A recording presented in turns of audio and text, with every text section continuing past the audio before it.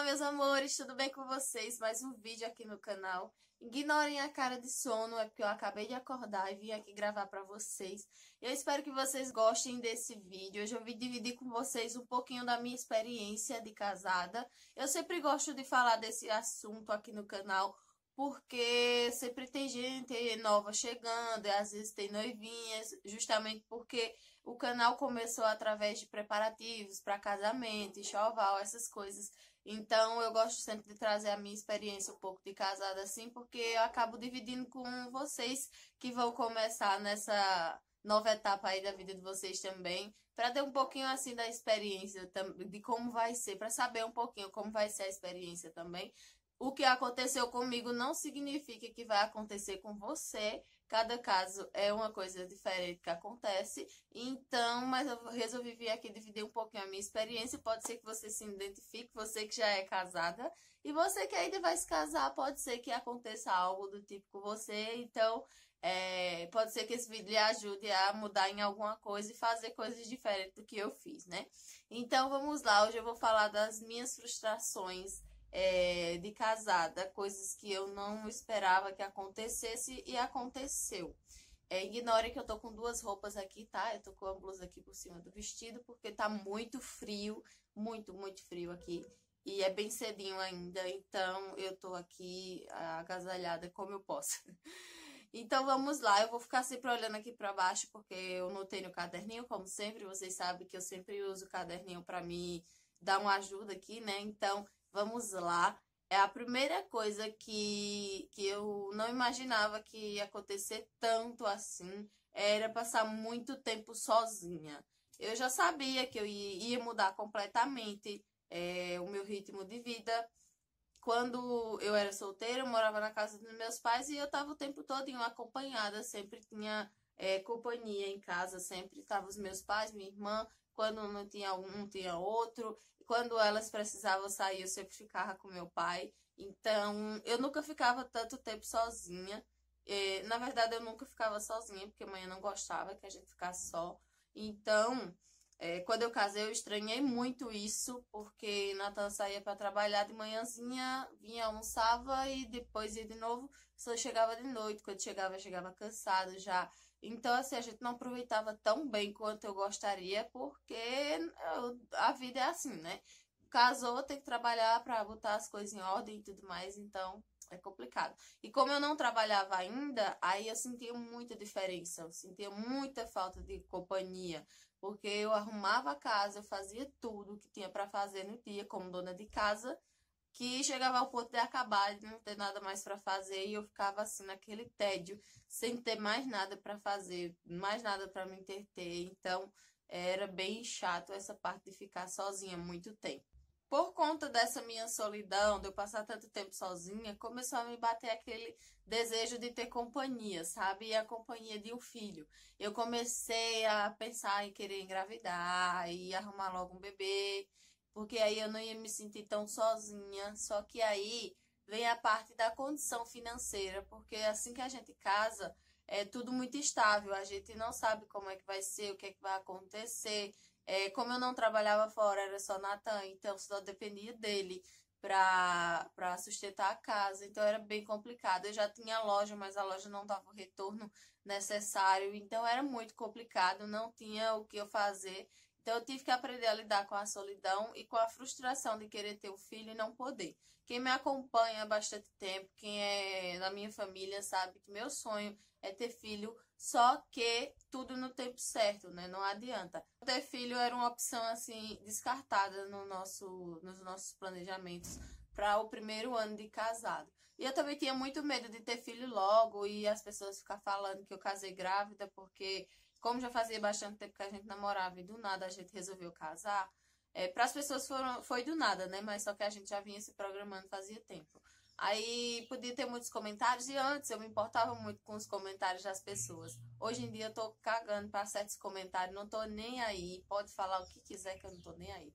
Mas na época eu tinha muito medo, eu me importava muito com os comentários que as pessoas iriam fazer. Aí o que acontece? Como a situação financeira estava um pouco apertada, um pouco dificultosa, as coisas aqui, eu disse, não, agora chegou o momento, eu tenho que fazer alguma coisa, não dá pra mim ficar parada. Eu sou uma pessoa muito elétrica, eu não consigo ficar sem fazer nada, eu não consigo ficar sem trabalhar. E mais vendo a necessidade que tinha, porque estava muito pesada as coisas, as responsabilidades nas costas de Natan. Então eu acabei pensando assim numa ideia que fosse mais rápida, que tivesse um retorno mais rápido, e foi aí que eu comecei com os lanches. Porém, era uma coisa que eu não queria trabalhar novamente, porque a gente já tinha tido a experiência de ter lanchonete e não foi nada fácil, era muito complicado, muito corrido. E aqui, e na época, era eu, minha mãe e minha irmã que trabalhava na lanchonete, então a gente dividia as tarefas, era mais ou menos mais fácil de levar, mas a época era bem complicada também. Só que aqui eu ia enfrentar o batente sozinha, então foi bem complicado trabalhar com uma coisa que eu não estava afim, mas eu não tenho isso. Se precisar trabalhar, pode ser no que for, eu vou fazer. Então eu entrei de cabeça, botei pra frente o negócio e fui. E foi coincidência, porque na mesma. Coincidência não, né? Tudo é Deus que prepara e faz tudo no tempo certo. Exatamente quando eu comecei a trabalhar, Nathan teve que parar porque foi na época do acidente. Então eu tenho certeza, assim, tenho plena convicção que foi Deus que cuidou da gente em todos os momentos para que nada viesse faltar. E no momento que ele não pudesse, eu pudesse estar trabalhando para sustentar as coisas enquanto ele voltasse, né? Me desculpem se a iluminação estiver oscilando aí, mas eu tô gravando com a luz do dia, tá nublado, aí fica querendo o sol aparecer e fica nublado, fica misturado, aí a iluminação acaba ficando ruim. Mas vamos lá continuar.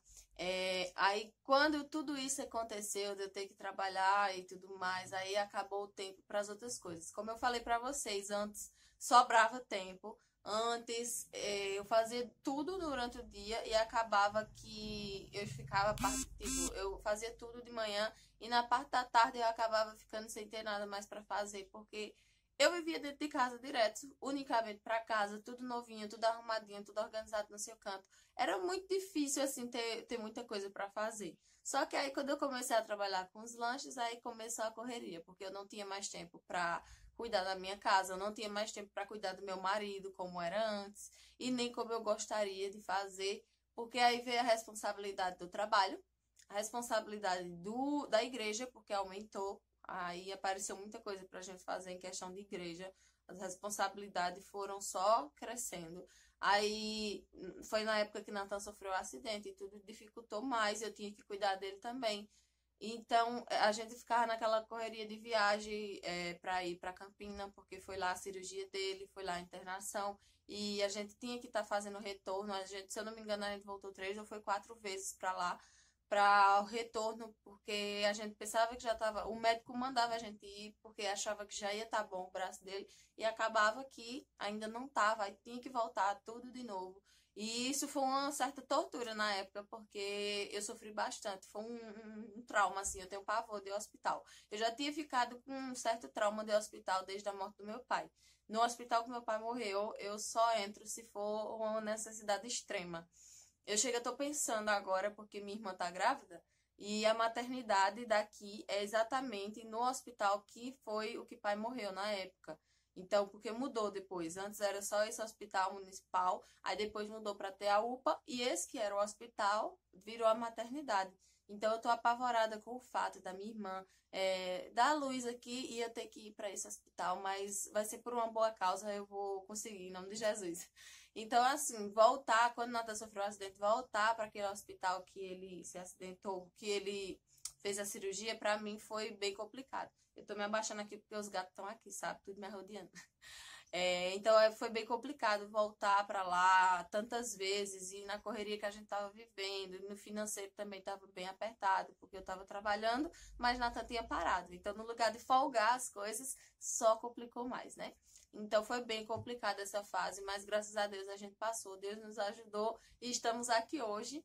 E deu tudo certo. Eu sempre digo a Natan que a gente tem que arriscar em tudo na vida, assim.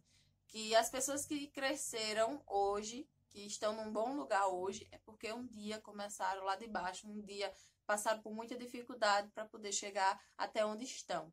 Então, eu creio que a gente ainda vai chegar onde a gente quer, nos nossos objetivos, e devagarzinho a gente vai chegando lá. Digamos que a gente deu um passo até aqui, até agora, né? Então, a gente deu um passinho, saiu de uma fase bem complicada que a gente passou, e demos um passinho, então estamos vivendo um passo de cada vez, uma hora a gente chega lá. Como eu já falei aqui um monte de vezes para vocês, por conta do financeiro, eu tinha muito sonho de terminar a casa aqui, as coisas que ficou faltando na reforma, porque na época da reforma a gente se programou, a gente se planejou, fez tudo certinho, tudo direitinho. Porém, as pessoas que a gente botou para trabalhar aqui não foram como a gente imaginava que ia ser. Começou a dar umas coisinhas erradas, que eu não gosto de entrar nesse assunto, mas deu bastante errado. Digamos que o que a gente tinha programado, o que eu tinha pensado que ia gastar, não é nem o que eu tinha pensado que ia gastar, é o que a gente calculou juntamente com o pedreiro, que iria gastar, foi gasto o dobro. Então, foi muito dinheiro para o que é uma coisa que a gente não estava preparado a gastar. Então, acabou que foi muito dinheiro, porque no meio do caminho a gente teve que mudar de pedreiro. Então, a gente tinha empeleitado com um e depois teve que empeleitar com outro, porque eu tive que tirar o primeiro, que não tinha condições. O que a gente tinha programado para gastar não tinha feito nem a metade do serviço ainda, já tinha gastado, porque não foi mal administrado. A gente planejou tudo certinho, porém as pessoas que a gente colocou para trabalhar não corresponderam às nossas expectativas, vamos falar assim, para ser mais suave, mais tranquilo o negócio, né? Então, eu tive que tirar essa pessoa e contratar outro pedreiro. Então, foi um valor, é como se fosse começar de novo. Então, foi bem complicado, a gente gastou além do que estava programado para gastar, e acabou que não deu para fazer tudo que a gente queria fazer. Tudo não, assim, eu só queria ter feito o que foi feito e forrado a casa. Então, até hoje, estamos fazendo 2 anos e meio de casado já já. E a gente ainda não conseguiu forrar a casa, porque como eu vim falando para vocês, vem todo esse processo de dificuldade financeira, da gente só conseguir se manter o necessário. Então, acabou que essas coisas que eu gostaria de ter feito, de ter terminado a casa, finalizado, a casa já está precisando de novos concertos, de fazer outras coisas, a gente não conseguiu fazer. E isso foi uma coisa que me frustrou demais. Eu fiquei muito triste. Eu imaginava que eu ia conseguir fazer tudo direitinho, tudo certinho. E por conta de trabalhar com pessoas que não deveria, acabou dando tudo errado. Então, isso acaba frustrando muito a pessoa. E quem for casar e for fazer reforma, analise bem com quem você está trabalhando.